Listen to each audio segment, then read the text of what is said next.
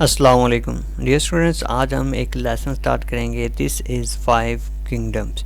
इस लेसन के अंदर हम 5 किंगडम्स को देखेंगे। उन 5 किंगडम्स को जो कि 5 किंगडम क्लासिफिकेशन सिस्टम के अंदर रॉबर्ट विटेकर्स ने जिन 5 किंगडम्स के अंदर लिविंग ऑर्गेनिज्म को क्लासिफाई किया था, उन 5 किंगडम्स को आज हम इस लेसन के अंदर देखेंगे। 5 किंगडम्स में हमारे पास जो सबसे पहला किंगडम है, दिस इज़ किंगडम मोनेरा। इसके अंदर कौन से लिविंग ऑर्गेनिजम्स है जिनको रखा गया था? It includes prokaryotic organisms. इसके अंदर जो प्रोकैरियोटिक ऑर्गेनिजम्स है उनको रखा गया था। They are made of prokaryotic cells. उनकी बॉडी के जो सेल्स थे वो प्रोकैरियोटिक थे। तो प्रोकैरियोटिक और यूकैरियोटिक सेल में क्या डिफरेंस होता है ये हम चैप्टर नंबर 4 में देखेंगे। Monerans are unicellular. जितने भी किंगडम मोनेरा के अंदर लिविंग ऑर्गेनिजम्स हैं वो उनमें से मोस्टली जो हैं वो यूनिसेलुलर हैं, लेकिन कुछ उनमें से चेन्स बना लेते हैं, क्लस्टर्स बना लेते हैं, कॉलोनीज बना लेते हैं सेल्स की। तो prokaryotic cells are radically different from the eukaryotic cell. Most are heterotrophic, but some perform photosynthesis because they have chlorophyll in their cytoplasm. Within this kingdom, there are two different kinds of organisms. It explains bacteria and cyanobacteria. तो इसके अंदर 2 different kinds के living organism पाए जाते हैं, bacteria और cyanobacteria. Bacteria वो वाले मोनेरेंस हैं जो कि अपनी फोटोसिंथेसिस नहीं कर सकते, लेकिन साइनोबैक्टीरिया फोटोसिंथेसिस कर सकते हैं। तो ये थे जो कुछ जनरल कैरेक्टर्स किंगडम मोनेरा के। उसके बाद हम बात करते हैं किंगडम प्रोटिस्टा की। It includes all eukaryotic unicellular and simple multicellular organisms. There are 3 main types of protista. तो उसके अंदर किंगडम मोनेरा के अंदर प्रोकैरियोटिक यूनिसेलुलर थे, लेकिन उनमें से कुछ चेन्स, क्लस्टर्स और कॉलोनी सेल्स की बना सकते थे, लेकिन यहाँ पे या तो यूनिसेलुलर हैं या सिंपल मल्टीसेलुलर यूकैरियोटिक ऑर्गेनिजम्स हैं। इनको फर्दर 3 मेन टाइप्स के अंदर क्लासीफाई किया गया है। Algae, the first one is the algae. Algae are the unicellular colonial and simple multicellular. They resemble plant cells with the cell walls and chlorophyll in the chloroplast. Some multicellular means they do not have multicellular sex organ and do not forms embryo during life cycle.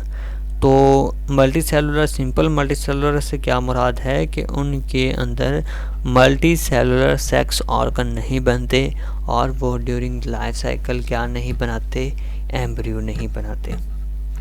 उसके बाद आते हैं protozoans. Protozoans animals के साथ resembles करते हैं क्योंकि उनके सेल्स के अंदर क्लोरोफिल नहीं होता। आपको पता है कि जो एनिमल सेल है उसके अंदर भी क्लोरोफिल नहीं होता और सेल वॉल नहीं होती।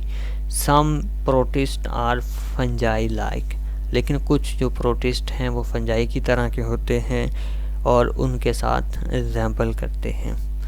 तो ये था किंगडम प्रोटिस्टा। उसके बाद हम बात करते हैं किंगडम प्लांटी की, किंगडम फंजाई की।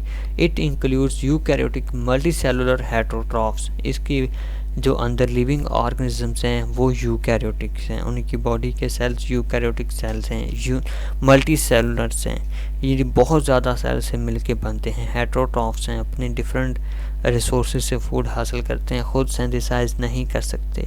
विच are absorptive in their nutritional mode, जो कि एब्जॉर्प्शन के ज़रिए अपनी फूड हासिल करते हैं।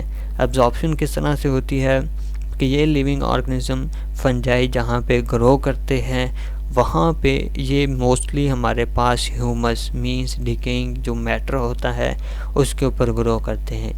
ये क्या करते हैं, वहाँ पे अपने जो डाइजेस्टिव एंजाइम्स हैं उनको सिक्रीट करते हैं और वो डाइजेस्टिव एंजाइम्स वहाँ पे मौजूद जो मैटर होता है, ऑर्गेनिक मैटर, उसको डाइजेस्ट करते हैं। जब वो डाइजेस्ट हो जाता है तो ये उसको फिर आप डाइजेस्टेड फूड को अपनी बॉडी के अंदर एब्जॉर्ब कर लेते हैं।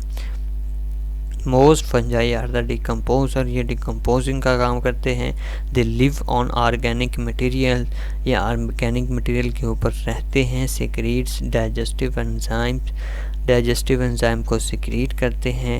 And absorb are the organic molecules formed by the digestion by enzymes, जो एंजाइम ये सिक्रीट करते हैं उनसे डाइजेशन के बाद जो ऑर्गेनिक मॉलिक्यूल्स बनते हैं, सिंपल ऑर्गेनिक मॉलिक्यूल्स, ये उनको एब्जॉर्ब करके अपनी बॉडी का हिस्सा बना लेते हैं। उसके बाद आते हैं kingdom Plantae. It includes eukaryotic multicellular autotrophs. Multicellular होते हैं, यूकैरियोटिक्स होते हैं और ऑटोट्रॉफ्स होते हैं, मीन्स अपनी खुराक खुद बना सकते हैं। Plants are autotrophs in the nutritional mood, making their own food by the process of photosynthesis. They have multicellular sex organ and forms embryo during life cycle. Mosses, ferns, flowering plants are included in this kingdom. तो इसके अंदर ये इनका जो autotrophic हैं और अपनी खुराक खुद बनाते हैं bye the process of photosynthesis. Multicellular, इनकी बॉडी बहुत ज़्यादा सेल से मिल के बनती है। सेक्स आर्गन इनके मल्टीसेलुलर होते हैं। And form embryo during life cycle, ये अपनी लाइफ साइकिल के दौरान एम्ब्रियो भी बनाते हैं। Mosses, ferns and flowering plants are included in this kingdom. इसके आगे फर्दर डिफरेंट एग्जांपल्स हैं। मॉसेस हैं, इनके अंदर फर्न्स हैं, फ्लावरिंग प्लांट्स हैं, फ्रूटिंग प्लांट्स हैं, ये किंगडम प्लांटी के अंदर आते हैं। आगे आता है kingdom Animalia. It includes eukaryotic multicellular consumers, means heterotrophs. Animals live mostly by the ingesting food and digesting it within the specialized cavities. They lack cell wall and show movements. तो ये eukaryotic हैं, multi cellular हैं, बहुत ज़्यादा cell से मिलके बने हुए कंज्यूमर्स हैं। ये प्रोड्यूसर नहीं है बल्कि क्या है कंज्यूमर हैं। ये दूसरों की बॉडी तैयार की हुई खुराक को इस्तेमाल करते हैं। एनिमल्स मोस्टली ज़िंदा रहते हैं by ingesting food and digesting it within the specialized cavities. इनकी बॉडी के अंदर स्टमक्स होते हैं जहाँ पे अपनी फूड को जो इन्होंने इंजेस्ट की होती है उसको क्या करते हैं, डाइजेस्ट करते हैं।